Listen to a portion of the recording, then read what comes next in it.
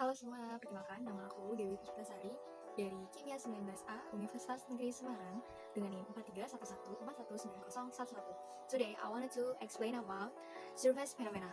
Kalau dalam bahasa Indonesia disebut juga dengan luas permukaan, fenomena luas permukaan. Sebelum kita masuk ke materi, aku punya referensi buku untuk menulis PPT ini dari buku karya Gilbert P. Castellan, judulnya Physical Chemistry 3rd Edition. Dan ada beberapa subbab yang akan dibahas. Yang pertama ada energi permukaan dan tegangan permukaan. Kemudian yang kedua ada antar permukaan cair dan padat cair. Yang ketiga ada ketegangan permukaan dan absorpsi. Yang keempat ada luas permukaan film. Dan yang kelima ada koloid. So, check it out. Sebelum membahas lebih jauh, kita harus tahu dulu nih, apa sih fenomena luas permukaan itu? Jadi, dalam kimia biasanya luas permukaan itu identik dengan faktor dari laju reaksi seperti serbuk, padatan, atau lempengan. Namun kali ini akan membahas sedikit lebih jauh mengenai fenomena luas permukaan. Yang pertama ada energi permukaan dan juga tegangan permukaan. Apa sih tegangan permukaan itu? Tegangan permukaan adalah gaya persatuan panjang yang diberikan sejajar dengan permukaan untuk mengimbangi tarikan di dalam. Tegangan permukaan mempunyai satuan dan dalam CGS, dan juga tegangan permukaan adalah gaya persatuan panjang yang terdapat antara muka dua fase cair yang tidak bercampur, mempunyai satuan dan per sentimeter. Kemudian jika diperhatikan suatu zat padat yang tersusun dari molekul bola dalam suatu susunan yang rapat, molekul yang terikat oleh energi koalesif E per molekul dan E per N per molekul, setiap molekul terikat pada 12 lainnya dengan kekuatan ikatan E per 12. Di sana ada contoh gambarnya di 18.1. Kemudian ada tabel 18.1 juga, yaitu tabel surface tension of liquids. Itu adalah luas permukaan dari cairan gitu. Jadi cairan yang dipakai itu ada aseton, benzen, kemudian ada karbon tetraklorid, etil asetat, etil alkohol, etil eter, kemudian ada heksana, ada metil alkohol, ada toluen, dan juga ada air. 2. Ada antar permukaan cair-cair dan padat cair. Tegangan antar dua fase cair alfa dan beta dibentuk dari gamma pangkat alfa beta, yang seharusnya antar muka ini memiliki satuan luas yang kemudian jika kita menarik dua fase terpisah akan membentuk satu M kuadrat permukaan fase murni alfa dengan energi Gibbs permukaan yaitu gamma pangkat alfa V, dan juga satu M kuadrat dari permukaan murni fase B dengan energi Gibbs permukaan gamma pangkat beta V. Dilihat pada gambar 18.10.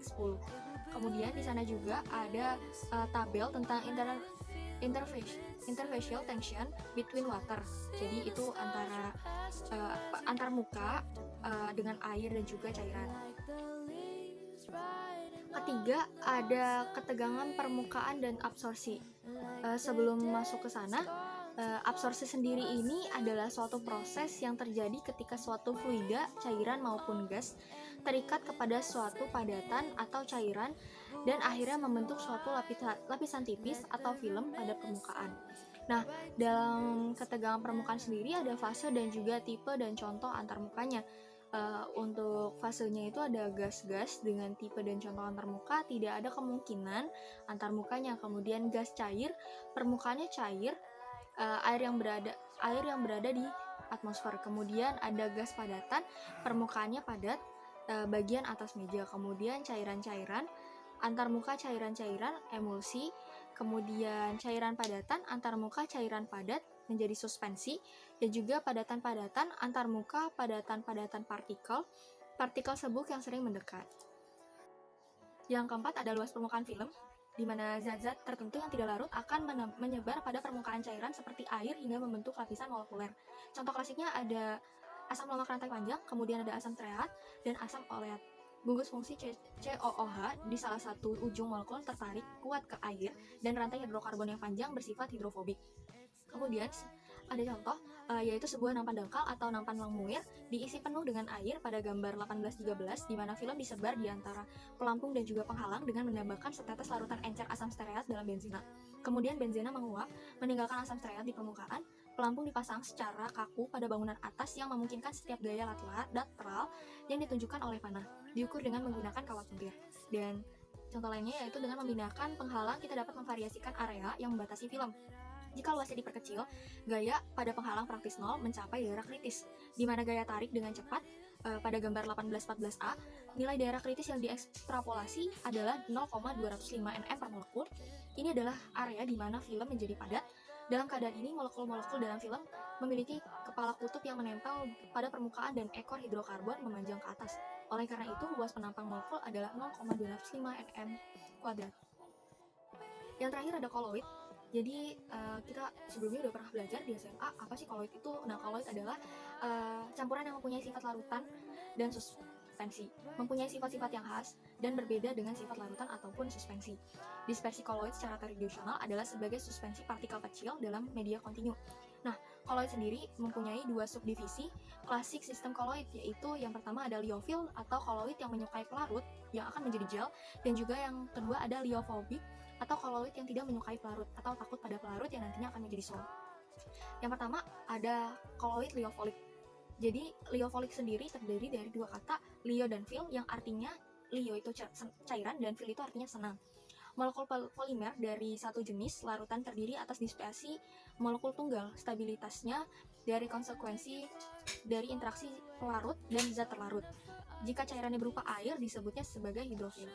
Kemudian ada contoh dari sistem liofil yang khas atau contoh dari liofil itu sendiri. Ada pertama ada gelatin dari saripati, kemudian ada karet ban dalam komponen benzena, dan juga ada asam aseton dalam asetat.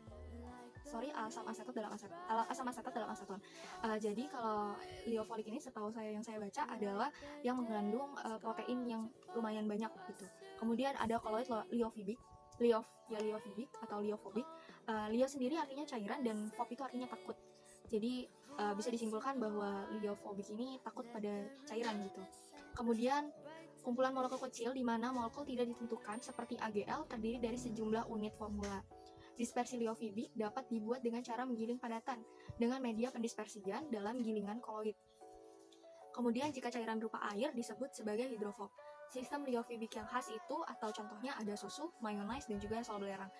Jadi bisa dilihat tadi dua perbandingan dari liofil dan juga liofibik. Cairannya sendiri kalau antara gelatin dan juga susu, kalau gelatin kan agak transparan, kalau susu kan tidak dapat tembus pandang begitu teman-teman. Berikut merupakan hasil dari pemaparan materi dari saya mengenai surface fenomena. Bagi teman-teman yang ingin mengkoreksi atau bertanya mengenai fenomena luas permukaan ini, bisa menghubungi saya di email di dewi.dikasari889@gmail.com, atau bisa menghubungi via Facebook dengan username Dewi Puspita, dan juga Instagram di dewi_pspta_s. Wabillahi taufiq wal hidayah. Wassalamualaikum warahmatullahi wabarakatuh. See you.